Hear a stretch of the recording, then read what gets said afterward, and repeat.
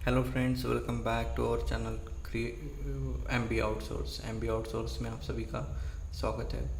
तो दोस्तों, आज के इस वीडियो में हमारा टॉपिक है ई आर आई एस ए क्या है मेडिकल बिलिंग में। चलिए जानते हैं। बट दोस्तों, एक रिक्वेस्ट करूँगा कि ई आर आई एस ए जानने से पहले आप मेरी शब्दों पे, मेरी बातों पे ध्यान ज़रूर दीजिए, क्योंकि वाइट बोर्ड में जो लिखा है वो इट्स ओके, बट इस पे मैंने स्टडी की है और इस मेरी बातों पे सबसे ज़्यादा ध्यान देना, तो आपको कुछ ना कुछ और नया मिलेगा, राइट। तो सबसे पहला पॉइंट है ई आर आई एस ए का। इसका फुल फॉर्म वो है employee retirement income security act, है ना।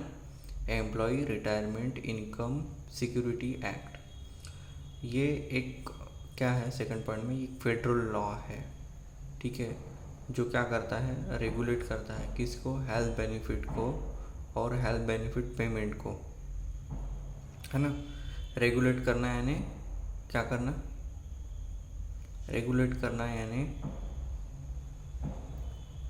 स्थापित करता है और अच्छे से, यानी रेगुलेट करता है किसी भी चीज़ को, यानी कैसे समझो मैं आपको, कोई चेंजेस हो तो उसमें अपडेट करके उसको फिर से नया बनाता है ना।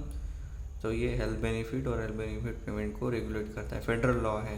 क्या कौन सा फेडरल लॉ है, employee retirement income security act. इसमें क्या होता है कि जो इंश्योरेंस होती है, फेडरल इंश्योरेंस को तो छोड़ दो आप, लेकिन जो कमर्शियल इंश्योरेंस होती है ना, वो कुछ बूढ़े एम्प्लॉयज़ होते हैं जो रिटायर पर्सन होते हैं, उनके साथ में फ्रॉड, दगाधारी के धंधे भी करते हैं, है ना। तो कैसे कि वो अपडेट नहीं रहते कि बेनिफिट प्लान चेंज हुआ है या फिर नहीं। अगर किसी का फ़ायदा दिख रहा है तो वो उसको डिनाई करने का भी काम करते हैं, और किसी चीज़ को वो डिले करते हैं ताकि उनका फ़ायदा हो। अगर खुदा ना खास्ता पेमेंट हो गया है तो कुछ भी ऐसा फ्रॉड दिखा के वो पेमेंट वापस लेने का काम करते हैं।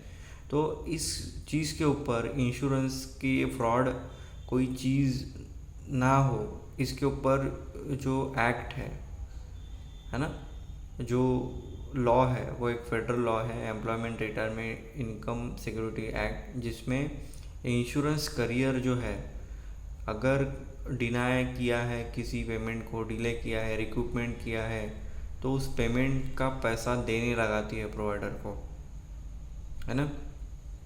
ये एक्ट के चलते इंश्योरेंस करियर फ्रॉड नहीं कर सकता। अगर गलती से उनके हाथ से कुछ अपडेट नहीं है उनके पास में और हो गया है, तो इसके चलते इंश्योरेंस करियर प्रोवाइडर को वो पैसे देती है ना। किस चीज़ के पैसे, अगर डिनाइड कर दिया है किसी क्लेम को, उसके पैसे देंगी। डिले कर दिया है जिसके कारण हमने बहुत अपील की है प्रोवाइडर के साइड से, उस जिससे टाइमली फाइलिंग निकल गई है, उसके पैसे दे सकती है। या फिर कोई क्लेम को पे किया फिर रिकूप किया जबकि सही था, है ना, तो उसके भी पैसे वापस दे सकती है। किसके चलते, ई आर आई एस ए के चलते, है ना। चौथे पॉइंट में वही कहा मैंने, E R I S A help to provider to collect money from insurance, है ना। तो ई आर आई एस ए के चलते, ये एक्ट के चलते, ये फेडरल लॉ के चलते कोई किसी के साथ अन्याय नहीं होगा, वो एक ना एक दिन पकड़ा जाता है। और इससे क्या होगा, प्रोवाइडर खुश, पेशेंट खुश, और इंश्योरेंस का नाम भी ख़राब नहीं होता, है ना।